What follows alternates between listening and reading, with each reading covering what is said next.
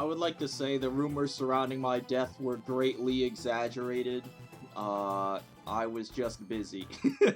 I've just been busy with real life, so that's why I have not been around in seemingly a while. I've been kind of keeping up though, don't worry. But we're gonna be making up for some lost time here, I think. Because, like, there's been a couple of releases since, there's been a couple of releases since I last made one of these videos. I think it's almost been a month of no uploading a video, which is like, woo, wow, the algorithm's not going to be happy with me. So, what do we have today?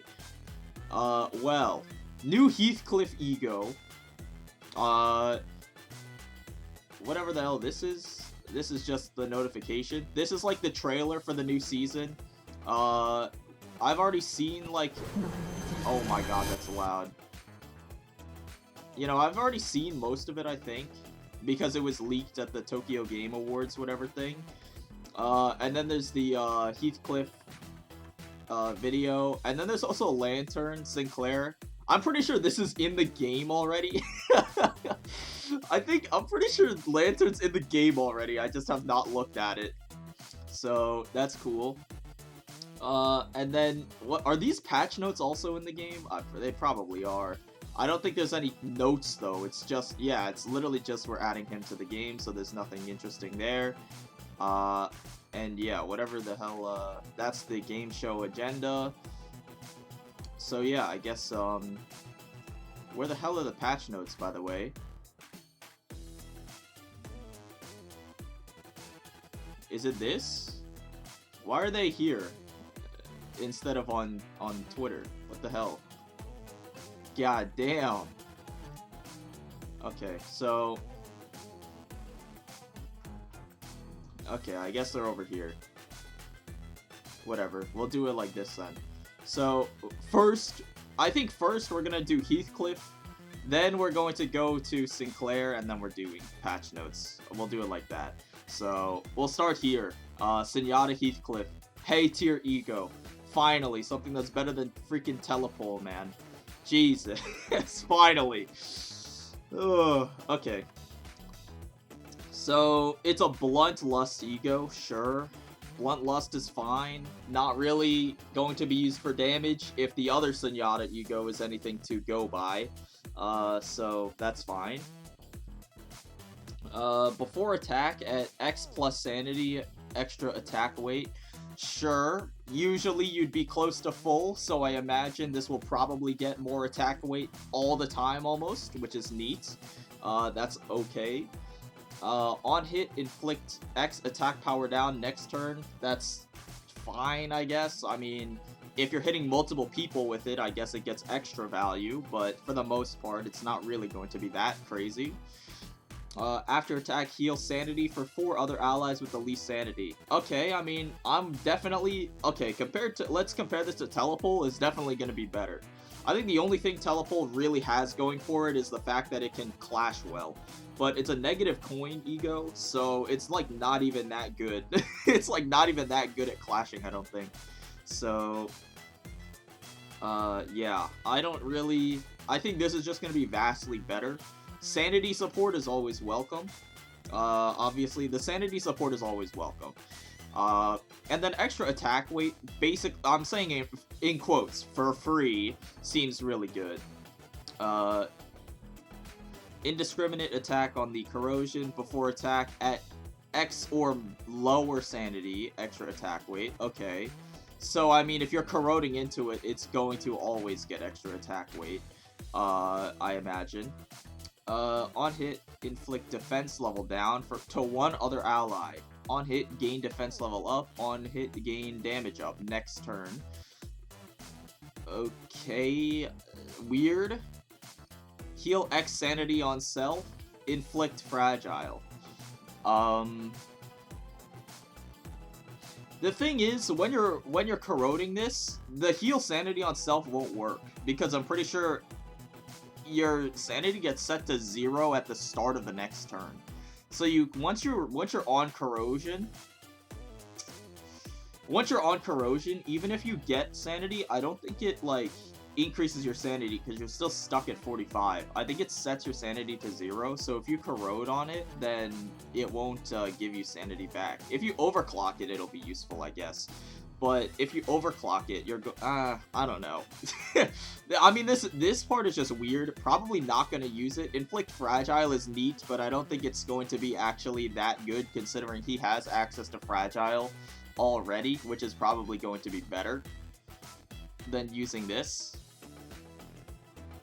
So, you know, if it was Fragile, like, next turn, I might be interested. But if you're using this, like, say, on a nuke turn or something, you'd probably rather just use Quick Suppression over this, so it doesn't really matter that it has Fragile. And then we have Diana. I don't know. Raise max HP by percentage of this unit's base max HP when recovering from stagger. Okay. Then heal by percentage of current max HP. Okay. If at less than Y% of current... I'm sorry if I'm blocking this, by the way. I'm reading it out loud so you know. You can also... I'm sure you've already seen it. But if at less than Y% of current max HP, heal even more HP X times per encounter. Okay. If at less than Y% of current max HP, heal even more HP.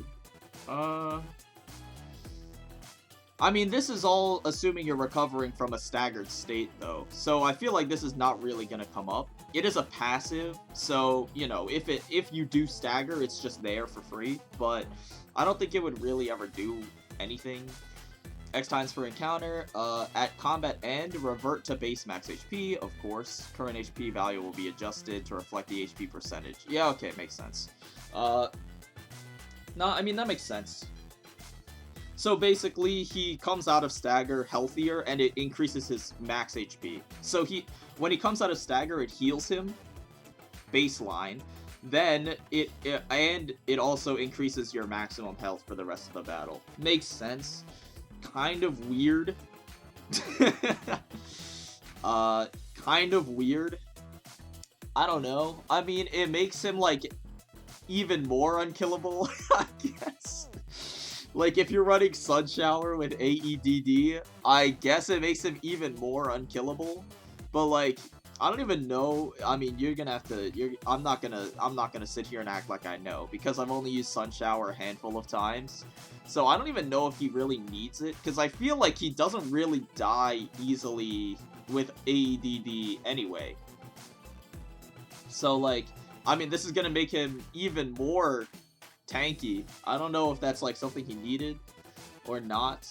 I'm not sure. I mean, if anything, it'll help him tank his sanity further, though.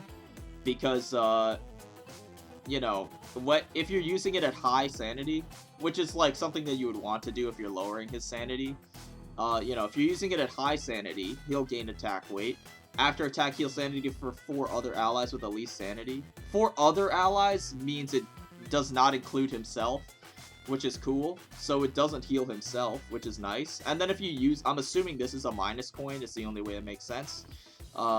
If this is a Tails coin, then you can use it at low-ish sanity to tank him further and whatever. I mean, it makes sense. Targets randomly is kind of a real bummer, though. Like, I don't know why they... why did they feel the need to do targets randomly? That kind of kills the usage, which sucks. And then on Tails hit, it heals sanity on self. It's like, I don't know. Actually, now that I think about it, I think I might walk it back. This ego doesn't seem that good on Sun Shower. I feel like AEDD spam is probably still the way. Which is unfortunate, because AEDD is a Tet tier ego, and this is obviously a Hay tier ego. So this would presumably tank your sanity further than AEDD would, so it would be more turn efficient to spam this, hypothetically speaking. But, you know, I mean, you know, if you're not using it on Sun Shower, it seems better than, what's it called? Telepole, anyway. For sure. Because this actually, like, does things.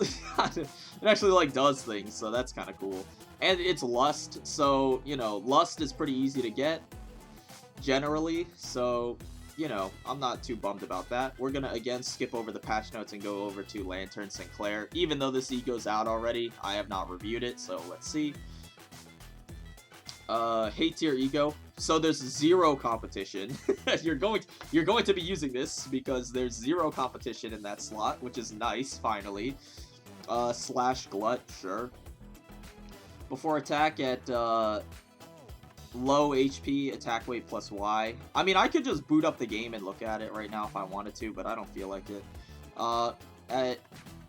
At low percent HP, get bonus attack weight, sure. Heads hit, inflict rupture, sure. Doesn't mean anything really unless it's like 12 like his base ego, but I doubt it. On hit, heal 2 allies with lowest HP percentages by X% of max health. Okay, I mean, I understand. The idea is that you get the attack weight, then it heals your guys. I don't know. I mean, it just feels like a worse fluid sack. I don't know what to say. I mean, it just looks like a worse fluid sack, to be honest. You have to be low in order to use it effectively. At least it heals for percent of max health instead of like Soto or whatever, where it heals for flat, or whatever ego that was, that heals for a flat percentage. You know, that was a bummer. And then Corrosion, indiscriminate, targets a unit with most health. Okay, so it's like reverse soup, so at least it can do something. Before attack, same thing. Tails hit, inflict rupture count. Again, rupture count is the one thing we're starving on. I doubt that this will do anything though, because egos inflicting count is like not really. I mean, it depends. It would have to be like Rhyme Shank shit, but I don't think they would give him like Rhyme Shank level numbers. Plus, Rhyme Shank inflicts potency and count. This only inflicts count, and I doubt it'll inflict a lot of count. So whatever. Because I would have already heard about it if it did. So there you go. On hit, inflict defense level down. On hit, heal self. Again, don't really care. This ego seems mid AF, not gonna lie. After defeating an enemy that mainly targets this unit at the start of the combat phase, heal percent of max HP. Again, this literally does not like do anything. He doesn't. I don't think Sinclair even has. Zwei Sinclair has aggro on him, I think. But like, like you can't guarantee that an enemy mainly targets him. So you would just need like Zwei Sinclair to get it off consistently in order to heal himself. Just a useless passive, as far as I'm concerned. Doesn't really do anything. I don't know. I mean, this doesn't really seem very good. The healing is appreciated, but the fact that it targets a unit with most HP is also appreciated. But like the effects are just not very impactful. I don't know. I don't know if I would really be using it. Personally, I feel like Doomsday, Clock, Impending Day is just like clashes well already, is very cheap, uses some cheap resources, and it's good for what it does. I don't know if you would ever need Lantern. I don't know. I mean, the numbers are out already, so you can make your own decision. Obviously, you can make your own decision. But yeah, Śūnyatā Heathcliff looks pretty good anyway. I'll say probably better than Telepole, that's for sure. And then we have patch notes. You know, new ego and whatever, sure, whatever. Major changes. Refraction Railway Line 2 banners, cycle counts, and total turn counts. Text location adjusted. Okay. Text location, I don't really care. Cycle count, turn count, records text were both on the bottom right. Cycle count on bottom left, total turns on the bottom right, glow effect added to the records text. I don't care. I kind of like it the old way, to be honest. I like where the numbers are just in the bottom right instead of being spread out, but whatever. I mean, I don't know what it looks like, so it's hard to say. And then we have just a shit ton of bug fixes. VFX settings changed. With these settings, older character resources will be updated. Please note that additional downloads will occur 2.3 gigs on Steam. Yikes. Fix an issue where Zwei South Section 4 Sinclair, or Gregor, and Zwei Faust attack VFX did not show properly on mobile. Yeah, okay. Fix an issue where certain enemy skills in the line 2 were unaffected by aggro. Enemy skill from Station 2, 4. I'm trying to remember what these were. 2 is Steam Engine.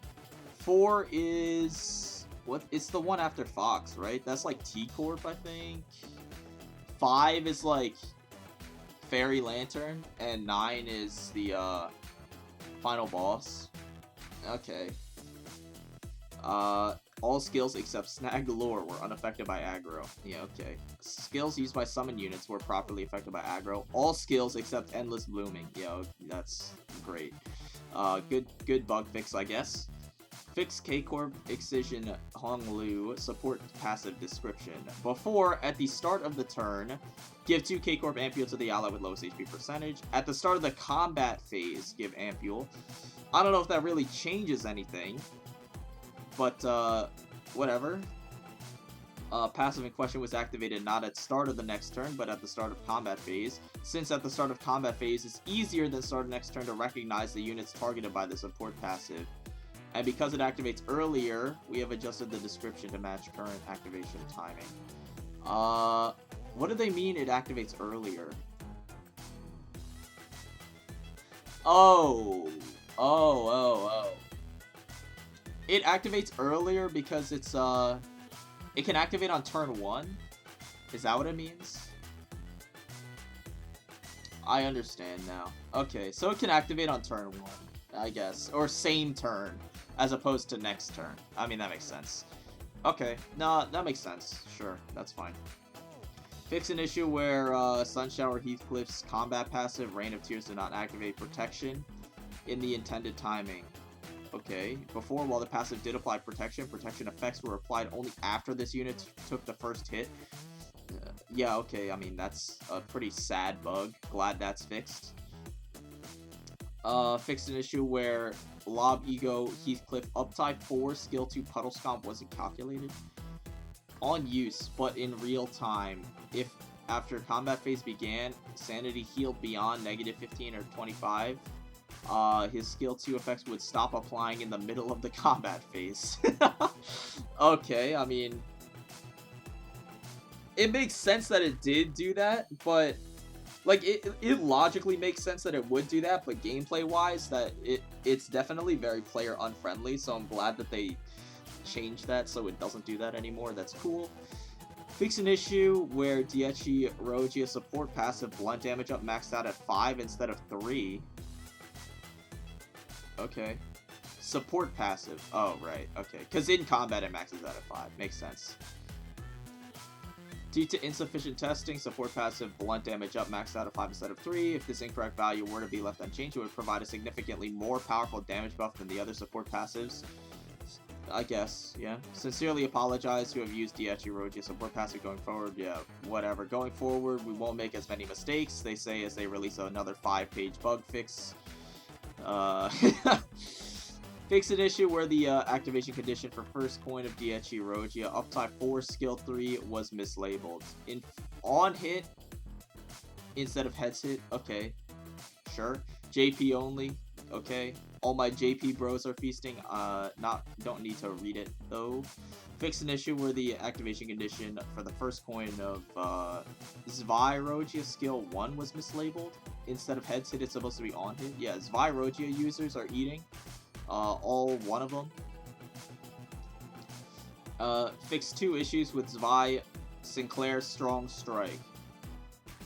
Fix an issue where if the target is 5+ Tremor, upon Tremor burst, gain 2 prot next turn. Did not give the unit 2 prot. Okay? I mean, that's the only thing it does, so I'd hope it gives you prot. Fix an issue where Tremor burst on the target activated twice. Okay, so they nerfed the unit by bug fixing him. Oh well. Hey, whatever.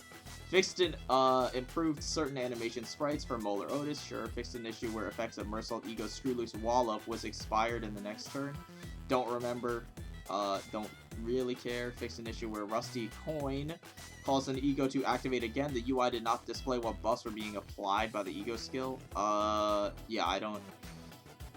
Yeah, that's alright, I guess. Fix an issue where the banner image for the target lantern did not fit in the banner box. That's good.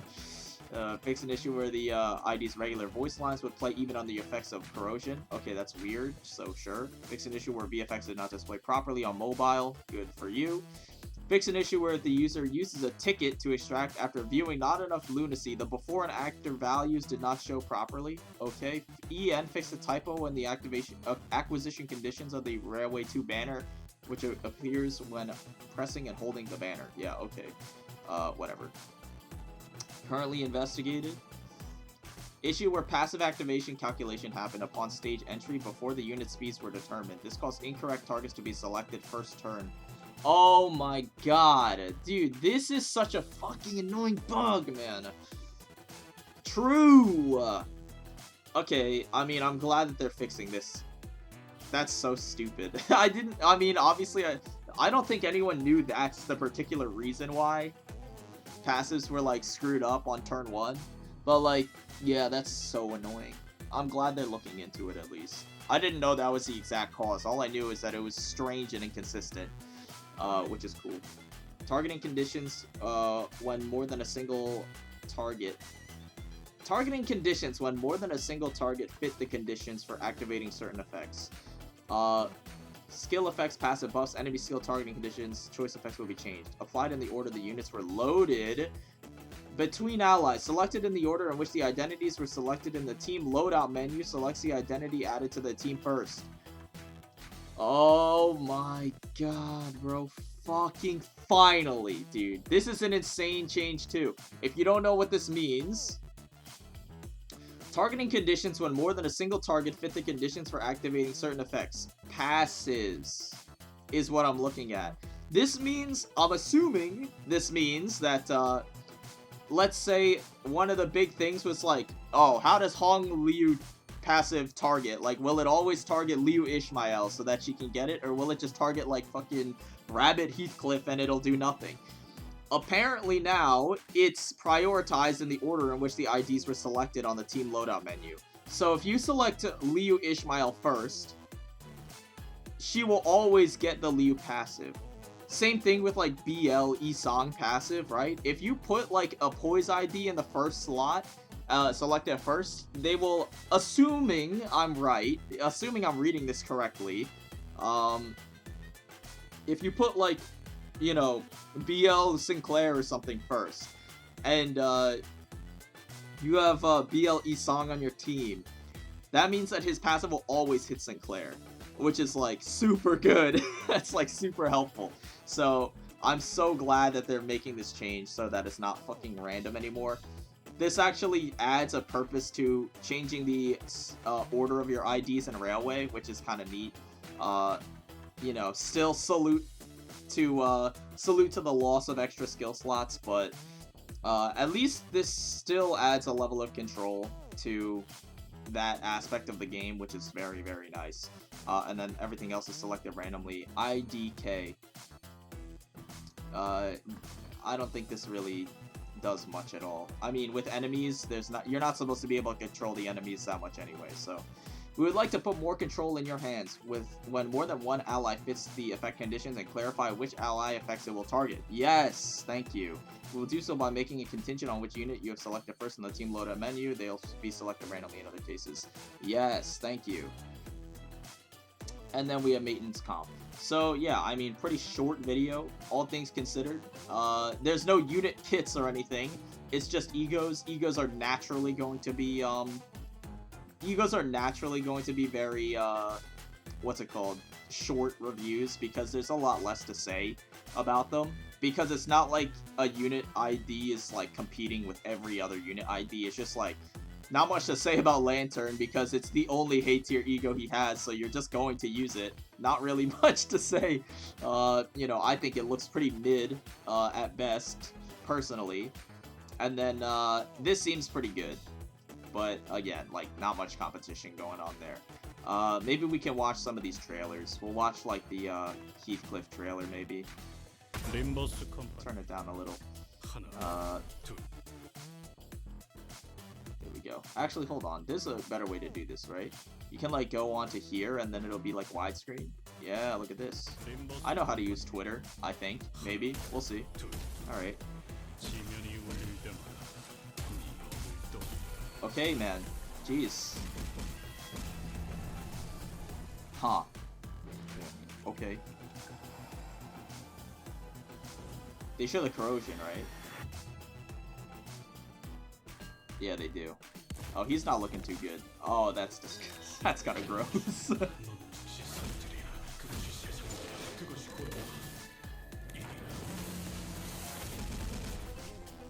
Huh. Uh,